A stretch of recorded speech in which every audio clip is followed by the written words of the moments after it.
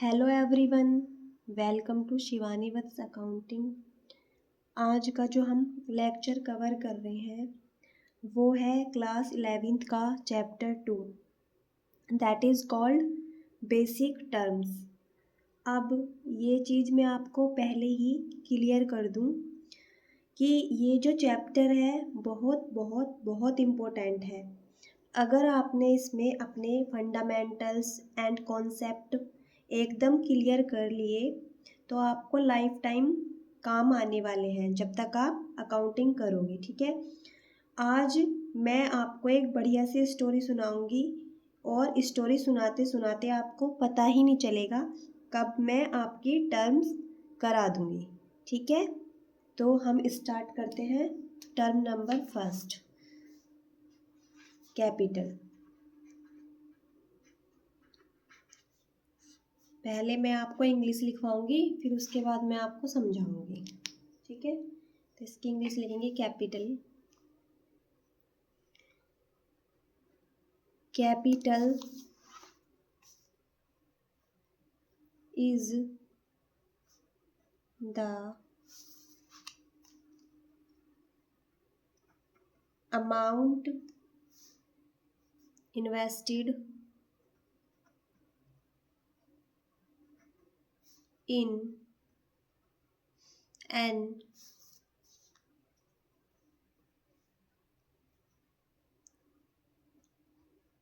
enterprise by the proprietor। ठीक है, amount क्या होती है? मनी। ठीक है, और एंटरप्राइज बोलते हैं हम बिजनेस को, और प्रोप्राइटर बोलते हैं हम ओनर को। ठीक है, आज तक आपने स्टेट की कैपिटल सुनी होगी, कंट्री की कैपिटल सुनी होगी जब आप छोटे होगे। ठीक है, लेकिन ये वो कैपिटल नहीं है। मैं समझाऊंगी ये क्या है। ठीक है, एक स्टोरी के थ्रू मैं आपको बताऊंगी। ठीक है, हमने बिजनेस स्टार्ट किया। मैंने सोचा चलो बिजनेस स्टार्ट करते हैं। ठीक है, तो फिर मैंने सोचा किस चीज़ का बिजनेस स्टार्ट करें। फिर मुझे बर्गर बहुत ज़्यादा पसंद है, तो मैंने बर्गर का बिजनेस स्टार्ट कर लिया। ठीक है, जब मैंने बिजनेस स्टार्ट किया तो मैं कौन हूँ? ओनर हूँ मैं। ठीक है, तो बिजनेस स्टार्ट करने के लिए मुझे पैसा भी चाहिए, तो मैं अपने घर से कैश लेकर आई बिजनेस स्टार्ट करने के लिए 10,000। ठीक है, उसके बाद मैंने सोचा कि कस्टमर आएंगे, बर्गर खाएंगे, तो कहाँ बैठेंगे वो। फिर मैंने सोचा कि उसके लिए तो चेयर और टेबल भी चाहिए। फिर मैं अपने घर पर गई और मैंने मम्मी से बोला कि मुझे थोड़ा फर्नीचर की ज़रूरत है, तो मैं फर्नीचर भी लेकर आ गई घर से। उसकी कॉस्ट थी 10,000। ठीक है, अब ये टोटल कितना हो गया? 20,000। तो मेरा कहने का मतलब यही है, कैपिटल क्या होती है? कैपिटल वो अमाउंट होती है जो इन्वेस्ट की जाती है बिजनेस में ओनर के द्वारा। ठीक है, जो भी कुछ बिजनेस में ओनर के द्वारा इन्वेस्ट किया जाता है उसको हम क्या बोलते हैं? कैपिटल बोलते हैं। वो किसकी फॉर्म में हो सकती है? कैश, वो कैश भी हो सकता है, एसेट्स भी हो सकती हैं, गुड्स भी हो सकते हैं। ठीक है, तो जिससे भी हम बिजनेस स्टार्ट करेंगे उसे बोलते हैं हम कैपिटल। ठीक है, अब कभी कभी क्वेश्चन आ जाता है कि कैपिटल को हम और किन किन नामों से जानते हैं। ठीक है, तो वो हम लिखेंगे एरो लगा के।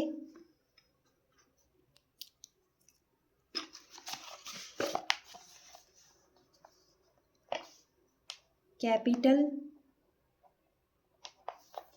is known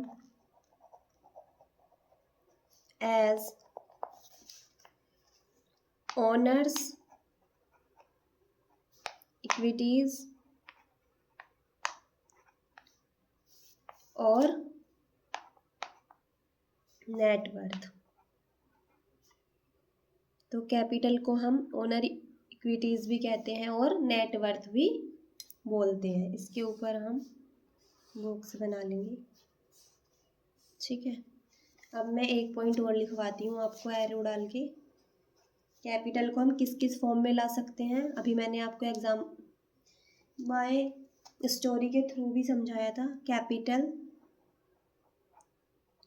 में be in form of money और assets having monetary value। ठीक है, हम एसिड्स को मनी के फॉर्म में भी ला सकते हैं, अभी मैंने एग्जांपल में समझाया था, एसिड्स के फॉर्म में भी ला सकते हैं। ठीक है, जिसका कोई मॉनेटरी वैल्यू हो। ठीक है, मॉनेटरी मतलब मौद्रिक मूल्य हो, जिसको हम मनी में कन्वर्ट कर सकते हो। ठीक है, अब सेकंड टर्म लिखेंगे हम, ड्राइंग। अब ड्राइंग क्या होती है, पहले मैं इसकी इंग्लिश लिखवाती हूँ, फिर मैं आपको समझाऊंगी। It is the amount withdrawn or goods withdrawn by the proprietor for personal use। ठीक है, एरो डाल के लिखेंगे, ड्राइंग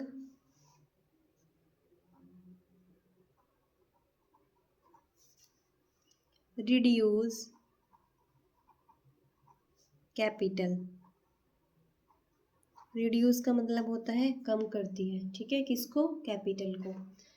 अब मैं आपको एग्जांपल के थ्रू समझाती हूँ। हमने जब बिजनेस स्टार्ट किया था बर्गर का, तो हम कैश लेकर आए थे 10,000 का, फर्नीचर भी हम लेकर आए थे 10,000 का, तो हमारी टोटल कैपिटल कितनी हो गई थी, 20,000। ठीक है, अब क्या हुआ कि जो मैं ये फर्नीचर लेकर आई थी, तो मेरी मम्मी ने बोला कि तुम जो फर्नीचर लेकर गई थी अपने बिजनेस में, उसे वापस घर लेकर आओ, ज़रूरत है हमें। अगर अब मैं इस फर्नीचर को वापस ले जाऊं, विदड्रॉ कर लूं बिजनेस से, तो क्या ये गलत होगा, नहीं गलत नहीं होगा, बिल्कुल सही है मैम। ठीक है, तो हम इसको विदड्रॉ करेंगे तो हम इसको क्या बोलते हैं, जब हम पर्सनल यूज के लिए बिजनेस से ओनर कुछ भी निकालता है तो उसको बोलते हैं हम ड्राइंग। ठीक है, तो फर्नीचर को जब मैं वापस अपने घर ले जाऊंगी, तो फर्नीचर की वैल्यू कितनी थी मेरी, 10,000। तो अब मेरी कैपिटल कितनी हुई, 10,000 हो गई अब मेरी कैपिटल। ठीक है, कैपिटल क्या हो गई, रिड्यूस हो गई, मतलब कम हो गई। ठीक है, तो यही है सेकंड पॉइंट कि it is the amount withdraw और goods withdraw by the proprietor for personal use. जब ओनर अपने पर्सनल यूज़ के लिए बिजनेस से गुड्स निकाल ले या अमाउंट निकाल ले, मतलब पैसा निकाल ले, मनी निकाल ले, कैश निकाल ले, तो उसको बोलते हैं ड्राइंग। ठीक है, और ड्राइंग क्या करती है, कैपिटल को कम कर देती है। जैसे एग्जांपल में यहाँ पे दिखाया था मैंने आपको, फर्नीचर वो ले गए वापस, तो ये हमने क्या कर दिया, रिड्यूस हो गई कैपिटल, माइनस कर दिया। ठीक है, तो कैपिटल अब कितनी हो गई, 10,000। अब थर्ड पॉइंट, थर्ड टर्म्स है हमारी बिजनेस ट्रांजैक्शन। Business transactions. ठीक है, तो पहले मैं इसकी इंग्लिश लिखवाऊंगी, फिर मैं समझाऊंगी आपको। It means financial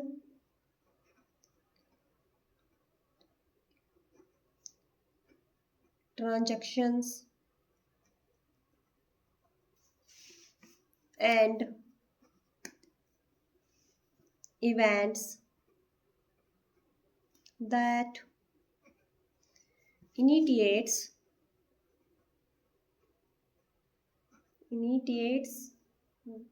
the accounting process of recording। ठीक है, इसके नीचे हम अंडरलाइन कर लेंगे। बिजनेस की ट्रांजैक्शंस क्या होती है, ठीक है, अभी मैं आपको बताती हूँ। बिजनेस की ट्रांजैक्शंस होती है, बिजनेस से रिलेटेड हम जो भी काम करते हैं उसको हम क्या बोलते हैं, बिजनेस की ट्रांजैक्शन बोलते हैं। ठीक है, इसके एग्जाम्पल मैं आपको लिखवा देती हूँ। एग्जाम्पल जैसे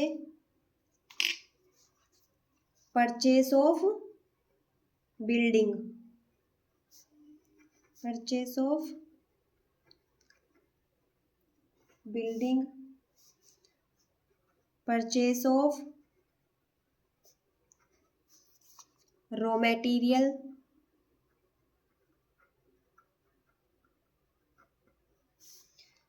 उसके बाद जैसे गुड्स सेल होता है बिजनेस में, सेल्स करते हैं हम, सैलरी भी पेड करते हैं एम्प्लॉय को, ठीक है, एक्सेट्रा। ठीक है, जो हमारी बिजनेस की ट्रांजैक्शन होती हैं वो भी 2 टाइप्स की होती हैं। तो हम यहाँ पे हेडिंग डालेंगे, इट इज ऑफ 2 टाइप्स। तो बिजनेस ट्रांजैक्शन कितने टाइप की होती हैं, 2 टाइप्स की होती हैं। कौन कौन सी होती है अभी मैं बताती हूँ आपको। नंबर 1 इंटरनल और एक्सटर्नल। नंबर 2 कैश और क्रेडिट ट्रांजैक्शंस। ठीक है, अब मैं आपको एग्जांपल देके थोड़ा समझाऊंगी। हमारी इंटरनल ट्रांजैक्शंस कौन सी होती हैं। इंटरनल ट्रांजैक्शंस जैसे ये एक रूम हो गया, ठीक है, रूम के अंदर कोई फर्नीचर टूट गया, ठीक है, तो इसमें बाहर वाला तो कोई इन्वॉल्व नहीं है, तो ये क्या हो गई हमारी इंटरनल ट्रांजैक्शंस। और एक्सटर्नल ट्रांजैक्शन क्या होती है, इसका भी एग्जांपल देती हूं मैं। एक्सटर्नल ट्रांजैक्शंस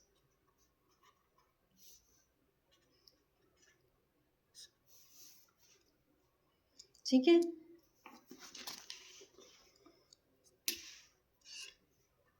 जैसे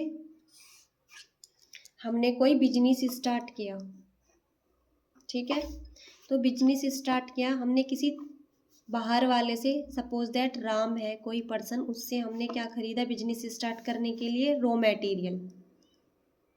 ठीक है, तो इसमें आउटसाइडर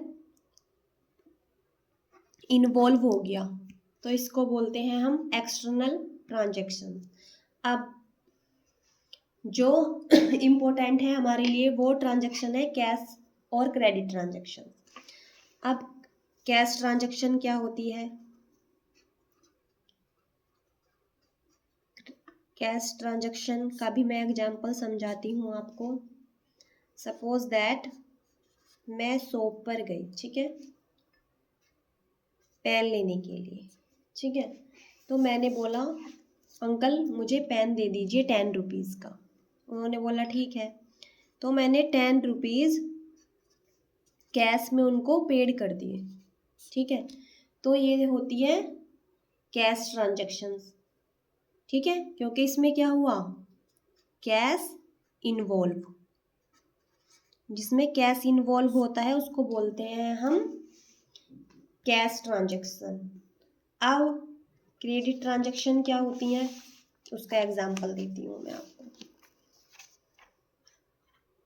क्रेडिट ट्रांजैक्शंस, ठीक है। अब मैं शॉप पर गई, मुझे बुक परचेज करनी थी, ठीक है। बुक थी 200 रुपीज़ की। मैंने शॉप वाले अंकल से बोला कि अंकल मुझे बुक दे दीजिए, पर अभी मेरे पास पैसे नहीं है, मैं कुछ टाइम के बाद आपके पैसे दूंगी, ठीक है। तो इसमें हमारा कैश इन्वॉल्व नहीं हुआ, ठीक है। तो ये क्या ट्रांजैक्शन हो गई हमारी, क्रेडिट ट्रांजैक्शन, ठीक है। जिसमें कैश इन्वॉल्व होता है कैश ट्रांजैक्शन, जिसमें कैश इन्वॉल्व नहीं होता है वो होती है हमारी क्रेडिट ट्रांजैक्शंस, ठीक है। अब ट्रांजैक्शन नंबर 4, ये मोस्ट मोस्ट मोस्ट इम्पोर्टेंट है, तो प्लीज़ इसको केयरफुली होके आप समझना। लाइबिलिटी, LIABILITIES, ठीक है।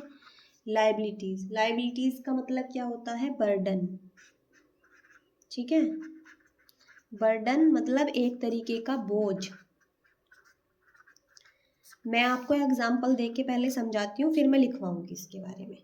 अब मैंने आपको शुरू में क्या बताया था कि मैंने बर्गर का बिजनेस स्टार्ट किया, ठीक है। मेरा था ठेला, ठेले पे मैं बर्गर बेचती थी, ये मेरा बिजनेस था। फिर मैंने सोचा कि चलो अब मैं अपनी एक बड़ी, मेरे दिमाग में आइडिया आया कि ठेले पे बर्गर बेचते बेचते बहुत टाइम हो गया, अब मुझे अपनी शॉप लेनी है, मैं उस पे ही बर्गर बेचूंगी, ठीक है। तो फिर शॉप परचेज करने के लिए मैंने क्या लिया, इतने पैसे तो थे नहीं मेरे पास, तो मैंने बैंक से लोन ले लिया, ठीक है। अब लोन ले लिया मैंने, पैसा तो आ गया मेरे पास, ठीक है। पैसा मेरे पास आ गया, लेकिन साथ में मेरे ऊपर क्या हो गया, बर्डन, बोझ भी हो गया, मुझे टेंशन भी हो गई कि मुझे पैसा देना है, ठीक है। तो इसे ही बोलते हैं हम लाइबिलिटी। तो अब हम इसकी इंग्लिश लिख लेते हैं कि लाइबिलिटी क्या होती है, ठीक है। Liability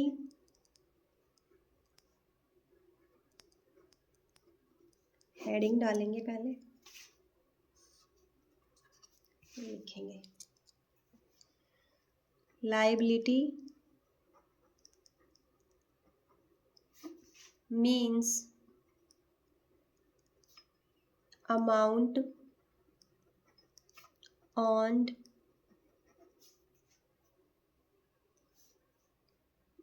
payable by the business, कि जो हमने ली है अमाउंट वो हमें पेड करनी ही पड़ेगी।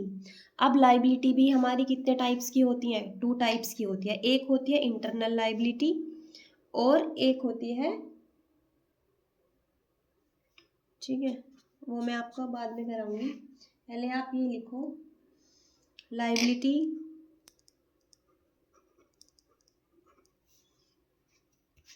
टुवार्ड्स, इसके ऊपर बादल बना लूँगी, owner is called internal liability, ठीक है। अगर बिजनेस में पैसा ओनर से लिया गया है और ओनर को वापस करना है बिजनेस को, तो उसे बोलते हैं इंटरनल लाइबिलिटी, ठीक है। अगर सेकंड पॉइंट लिखो एरो डाल के, लाइबिलिटी टुवार्ड्स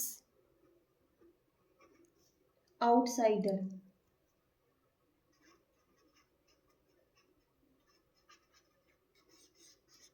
अगर बिजनेस किसी बाहर वाले से पैसा लेता है तो उसको क्या बोलते हैं, इज कॉल्ड एक्सटर्नल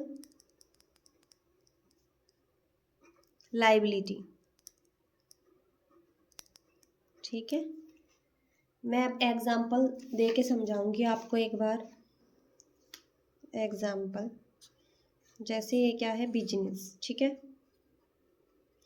अब बिजनेस ने ओनर से पैसा लिया।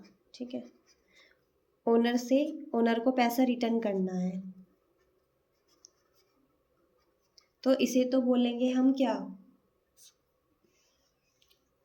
Liability towards owner is called internal liability. तो ये तो हो गई हमारी कौन सी लाइबिलिटी, इंटरनल लाइबिलिटी। अब मैं आपको एक्सटर्नल लाइबिलिटी का एग्जांपल देती हूँ। एक्सटर्नल लाइबिलिटी, ठीक है। अब बिजनेस ने पैसा किसी बाहर वाले पर्सन से ले लिया, जैसे कोई किसी पर्सन का नाम है राम। ठीक है, तो अब राम को पैसा रिटर्न करना है, तो राम क्या हो गया, आउटसाइडर। ठीक है, तो जब बिजनेस में आउटसाइडर से पैसे लिया जाता है और बिजनेस को पैसा आउटसाइडर को पेड करना पड़ता है, तो उसको बोलते हैं हम एक्सटर्नल लाइबिलिटी। ठीक है, अब एक्सटर्नल लाइबिलिटी जो होती है वो भी कितने टाइप्स की होती है, 2 टाइप्स की होती है। तो लिखो एरो डाल के, एक्सटर्नल लाइबिलिटी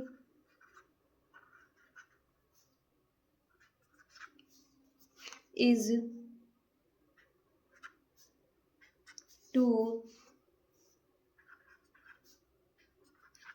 टाइप्स। ठीक है, तो एक तो होती है, 2 बाइफरकेशन कर लेंगे,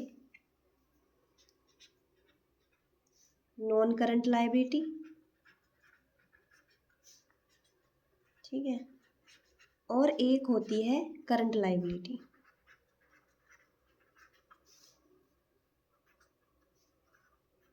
करंट लाइबिलिटी।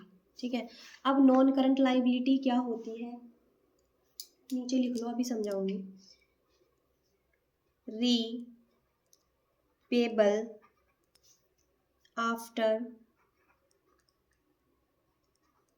12 मंथ। रीपेबल का मतलब होता है कि पैसे देंगे हम कितने दिन बाद, 12 मंथ्स के बाद।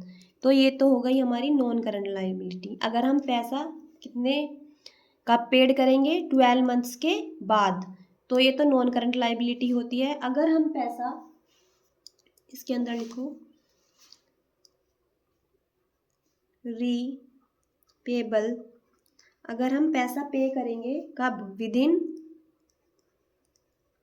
12 मंथ्स, तो ये होती है हमारी करंट लाइबिलिटी। अगर हमने पैसा 12 मंथ के अंदर अंदर पेड कर दिया तो ये होती है हमारी करंट लाइबिलिटी। ठीक है, नॉन करंट लाइबिलिटी क्या होती है, मैं एग्जांपल दे देती हूँ। जैसे बैंक, अब हम बैंक से लोन लेते हैं, सपोज दैट हमने कार लोन ले लिया, तो लंबे समय के लिए होता है ना, 12 मंथ से ज़्यादा के लिए होता है, 5 साल के लिए, ऐसे समथिंग 6 साल के लिए, तो लंबे समय के लिए होता है 12 मंथ से ज़्यादा, तो बैंक क्या होता है हमारी नॉन करंट लाइबिलिटी।